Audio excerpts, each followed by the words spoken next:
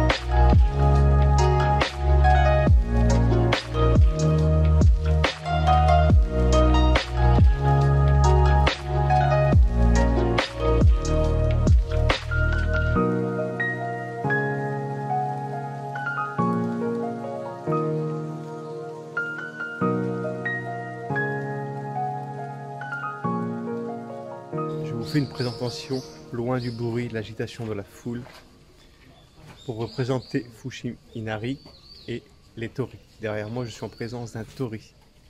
Il agit comme portique entre le bien et le mal, entre le monde profané et le monde des dieux. Devant l'entrée de chaque tori, vous trouverez la présence de Kitsune, le dieu renard. Il protège les récoltes, car Inari est la déesse du blé et du riz. Et lorsque les gens viennent prier, ils jettent des grains de riz.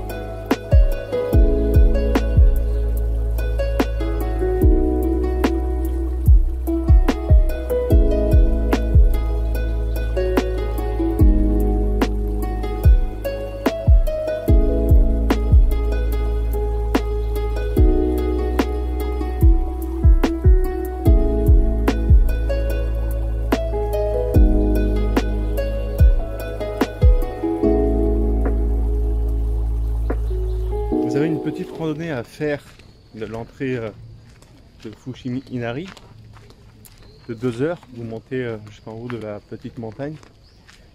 Je vais abandonner parce qu'il y a beaucoup trop de monde. Je vous assure, tu ne peux pas mettre un pied devant l'autre.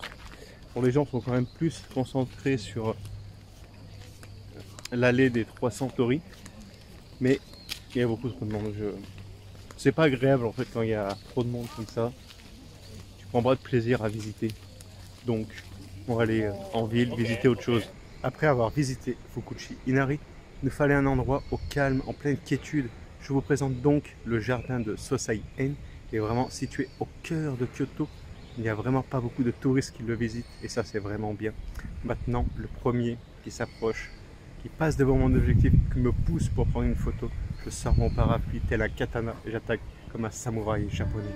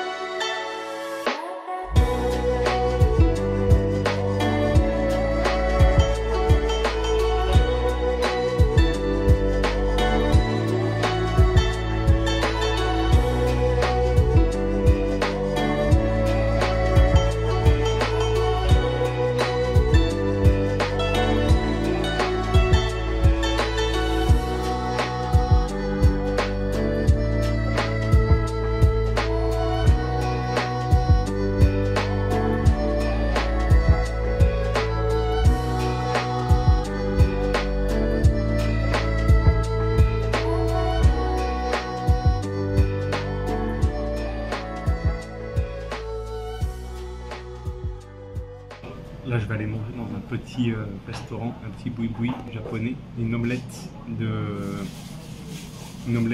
et dedans il y a du riz. Ça parle pas du tout anglais. C'est ça qui est bon quand t'arrives pas à te faire comprendre pour commander. C'est ce qu'on recherche en voyage, un peu d'exotisme et d'aventure. C'est vraiment un petit boui-boui, donc c'est omelette, ça s'appelle Kome. Le Kome, je crois. On va voir si c'est très bon.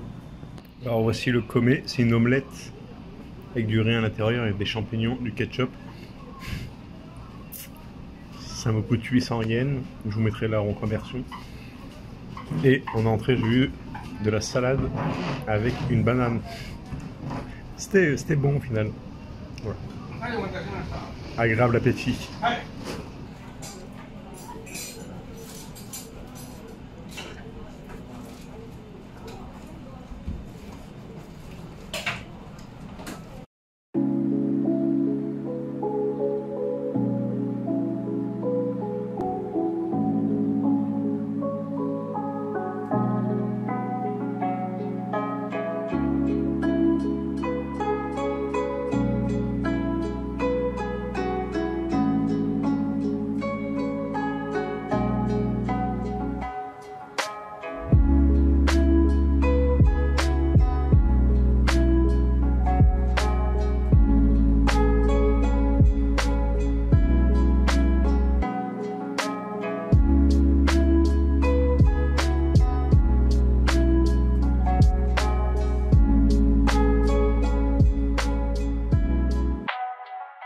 Ça sera notre dernier temple à Kyoto, les amis, le temple de Toji, qui est juste situé derrière la gare, environ à peu près 1 km derrière la gare. Il y a une grande stupa en bois, c'est un temple bouddhiste.